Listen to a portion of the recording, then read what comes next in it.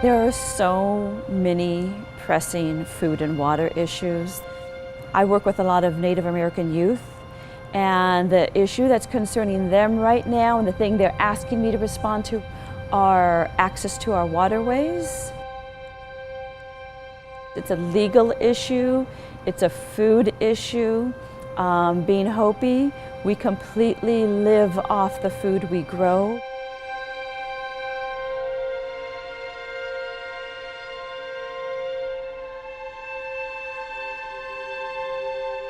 Climate change is reality, and we need to really adapt to Mother Nature.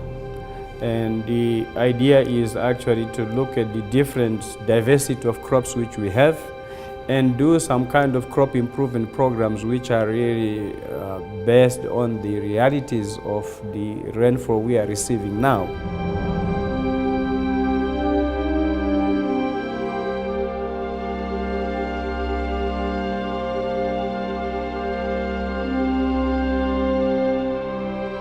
Hopefully, eventually, people will resort back to traditional ecological knowledge of, how did the people before us plant their food? How did they utilize their water? And what type of agricultural practices were set in place in order to have this even made possible?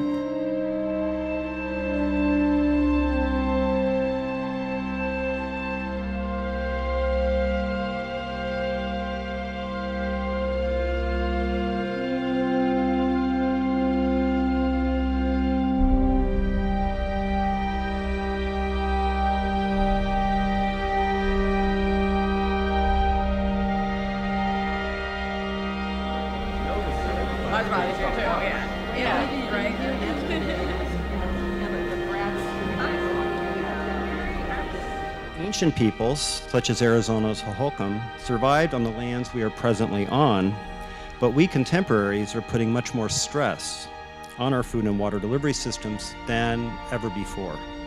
We also know, fortunately, that many of the traditional knowledges and practices developed by those who lived in these lands before us may be adaptable to our current situation. And we just move them around. Yeah, we scrape them up really good, and then when they're done, then we go ahead and boil it.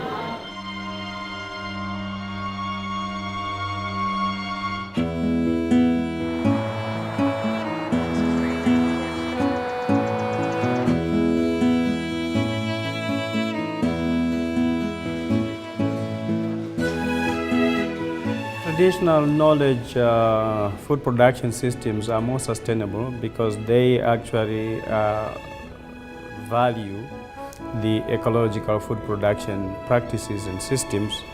They actually value the importance of soil and water conservation, soil fertility, and they actually are based on producing food which is more nutritious, which has different characteristics in terms of the quality, whereas when you compare it with the other industrial agriculture systems, the difference is that the food which is supposed to sustain your body is poisoning you, and you end up with a lot of diseases.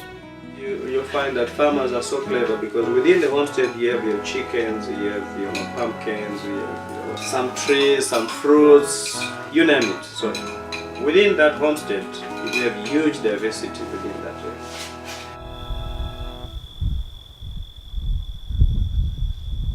So many things changed. Agriculture, farming, learn a whole lot about what food meant to me. I started to find out a whole lot more about who or where my stand was as an author male. A lot of this stuff it changed me and my view of things. My favorite example right now of Native American foodways outside of Hopi is San Javier Cooperative Farm. What I really love is there was a time where America was trying to take away land from tribes by dividing it up into small little chunks and saying, okay, you have this land and you have this land, and nobody can own it together anymore. And what happened was this tribal community came together and said, well, we're going to be a cooperative. We're not going to give away. We may own this land, but we're going to continue to farm it together. We're going to continue to behave like tribal people. And we're going to work, and all the things from this farm will be delivered to all the people.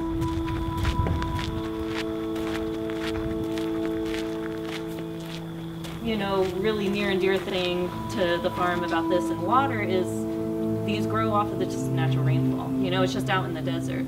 But it has a natural sweetness, so you don't have to use, you know, say if you're making cookies, you don't have to use as much sugar in it. So it's a lot of that education in the community.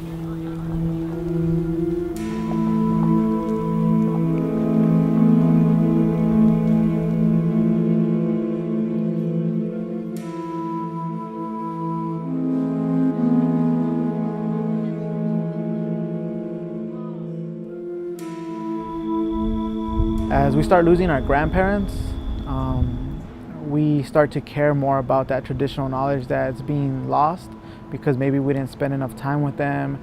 Maybe some of us didn't have that access, you know, that others do, because I didn't have my grandparents, you know, they were both, all of them were in Mexico and I was right here. So I didn't have that opportunity to share with them ceremonies of Day of the Dead, any ceremonies, you know, during Christmas or any recipes, you know, I didn't have that opportunity.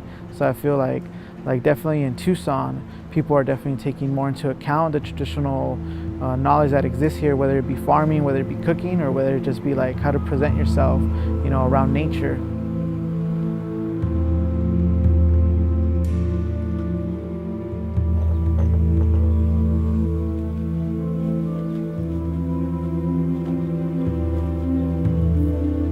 This place is my brother and I's playground and laboratory. We strove to create a landscape that would be irrigated with the rainwater, not city water, and show what's possible in this desert community.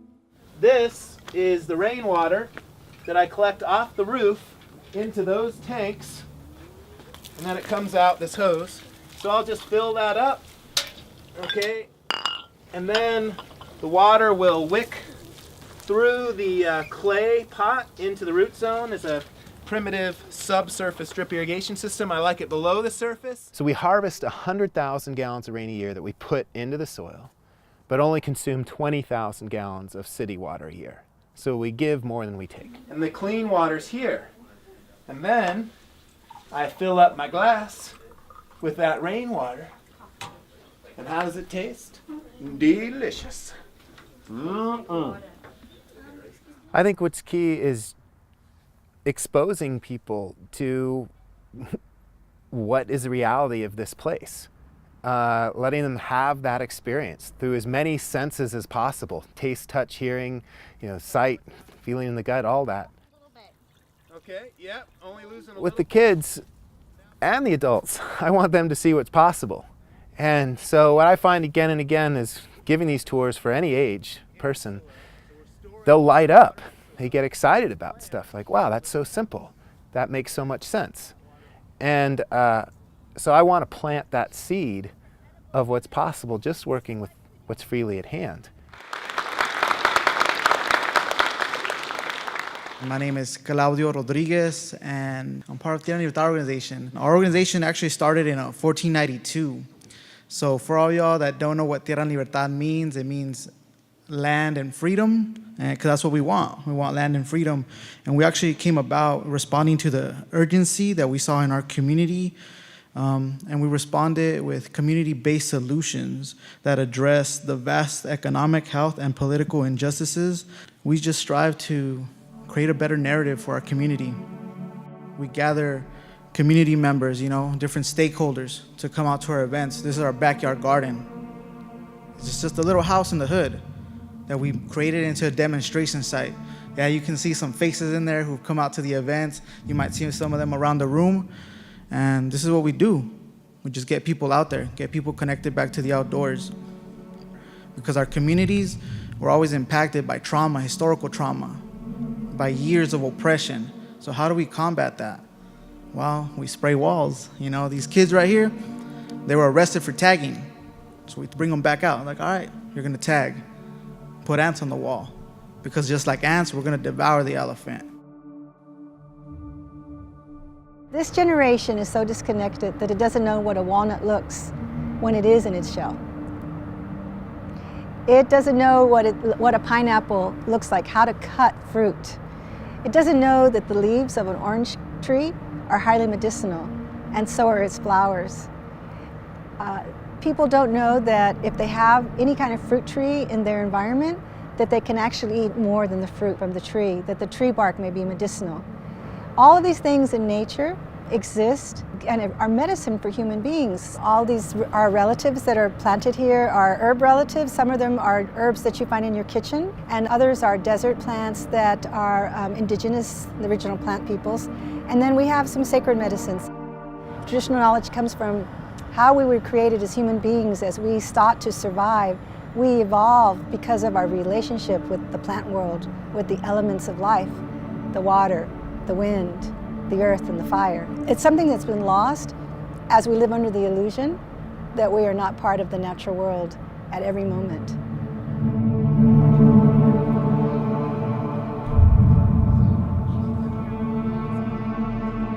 Culture of the indigenous people, their food, how do they manage to harvest water and survive on minimal things that they pick up from the desert. We need to learn a lot of things from them. They don't waste, we do. Allora, è molto più lunga perché i lacci, no? Devono stare a distanza uno dall'altro, ok? È molto importante parlare della biodiversità e della sostenibilità dal punto di vista ambientale, dal punto di vista economico, dal punto di vista sociale. Dal punto di vista sociale occorre recuperare le tradizioni, perché all'interno delle tradizioni c'è già il principio della sostenibilità in molti casi, cosa che noi abbiamo perso.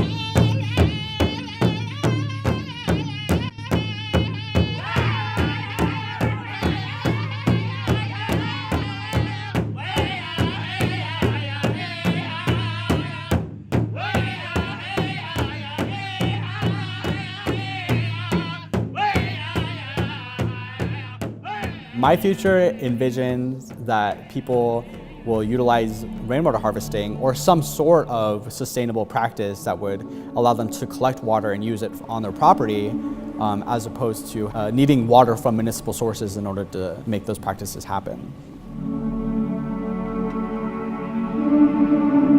I come from a long line of farmers and scientists, and I respect the land. And I think that we need to learn how to take care of Mother Earth before it's too late.